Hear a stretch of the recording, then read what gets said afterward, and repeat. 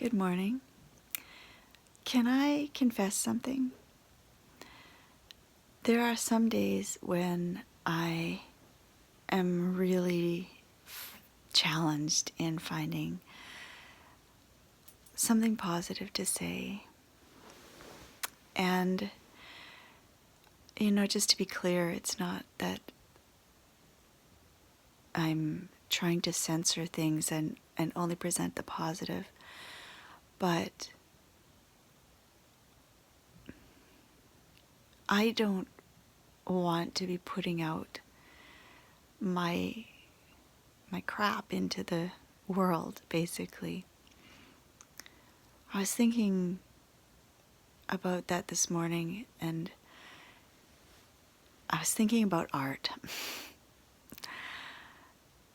and how some really horrid, negative stuff goes out into the world disguised as art. People basically spewing their bile onto a paper or a canvas or whatever, and because that's their creative process, and because possibly they do it with style, it's often considered art. In fact, these days, in the depths of the Kali Yuga, the Dark Age, the Iron Age, the Dark Age of the Spirit, those kinds of things are sort of revered as the highest forms of art.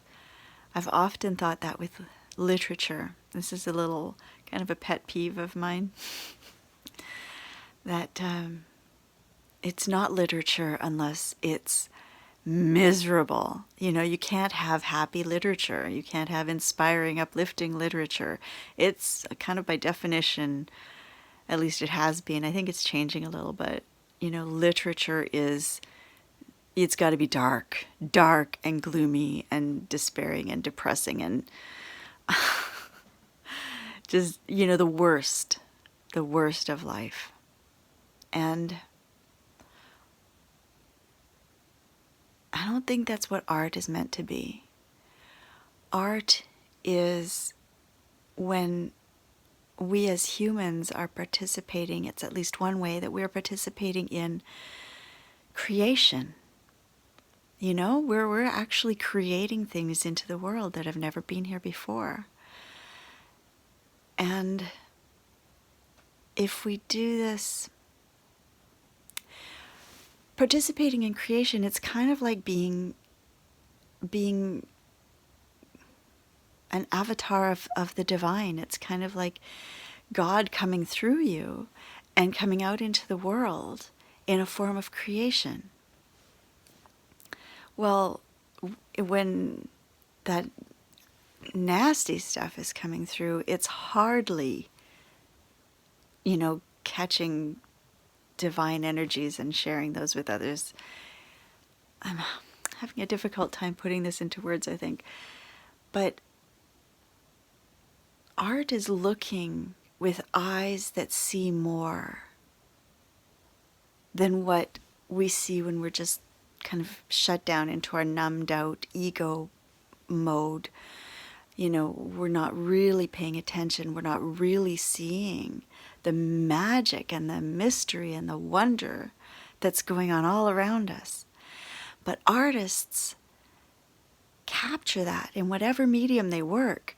They see these amazing things and they capture them and they put them in front of us in a sort of a static form often. Sometimes it's moving nowadays, but they put it in front of us in a way that really captures our attention, and we stop for a moment and we're really, really present with what's there, and we partake of the majesty of existence and the glory of this physical life, and sometimes beyond, sometimes spiritual life. And I think that's what art is meant to be. I think that's where it's at its purest form.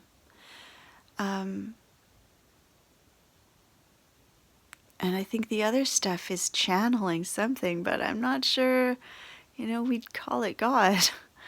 It's more, I'm not even sure it's that. It's more just ego expressions. And what's the point in that? We have plenty of those going on all the time in the world. We certainly don't need people to increase that or catch our awareness of it or lock us in more. There's this thing, I don't know if you're familiar with David Hawkins, Hawkins, I think, work. But he's brilliant, and one of the things he did was he was sort of he made a map of consciousness, what he calls a map of consciousness, and he uses kinesiology to test the calibration of various things, of humanity, of parts of humanity. And one of the things that he came across is that whatever energy something is made with, when we partake of it, we take on that energy. So, for instance, music that's made from a place of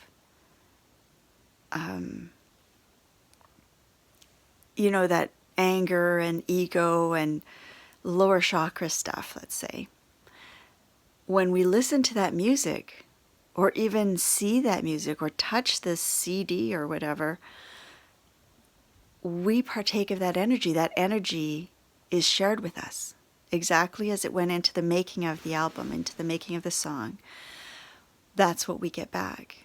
And when we take in music that's made from the highest places, that's someone's really connected with something uplifting, then when we hear that song, we take on that energy. Our energy shifts to match whatever the creator was in when they made it. So when you think of it like that, it becomes, I think, clear. Like, can you see how that would make a difference in what kind of art is going out into the world, and why it's important, and why, one should be celebrated and encouraged, and one should kind of be left alone and ignored if possible.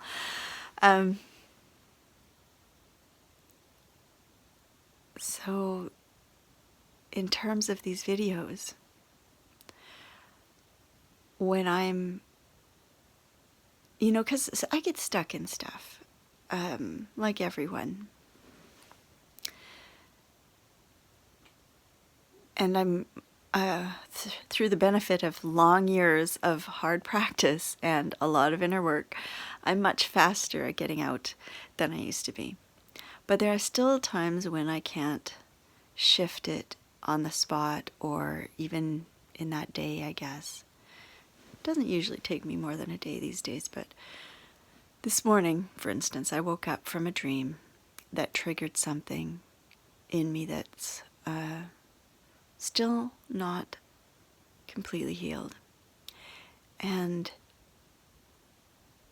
I just could not find my way through to find the inspiration in that I want to share with you, because that's kind of my practice. Like, stuff comes up, junk is there, and the practice is finding the spirit through that. For me, the practice is what's trying to come through. What am I asked to open up to? What's the spiritual, what's the divine's viewpoint on this? If I were looking at this situation or at myself through the divine's eyes, what would I see?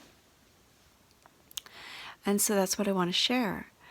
I want to share things that are uplifting and made with that energy that's going to come through in the video and uplift others. For me, there's no other point There's really no other point.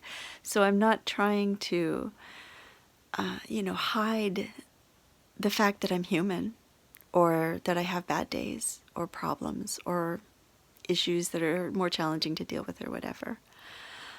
I just want to be sharing and giving you better than that. This is for your benefit. I mean, this is my practice and it's for my process and my benefit. But the fact that I'm sharing them, truly, I wish with all my heart that they are serving in some way the light in the world, that they are uplifting and inspiring you. And I don't want to share anything that does less than that, or certainly that does, the opposite. I can't remember who it was. It was some spiritual master, like a very enlightened master, and someone asked them, how is it that these things don't bother you, that problems in life and stuff don't drag you down?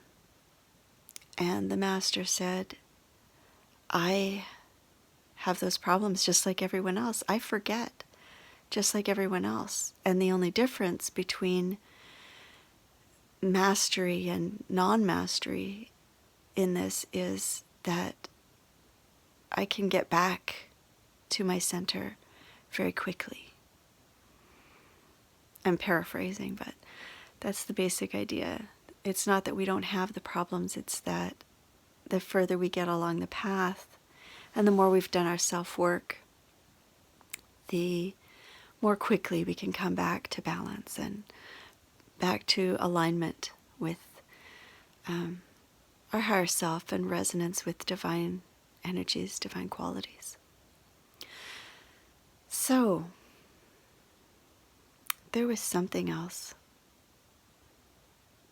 that I was going to say about this, but it would take me a bit to find it, and we're already at our time limit, so we're past it. I'm aiming for 10 minutes. I'm settling for 12.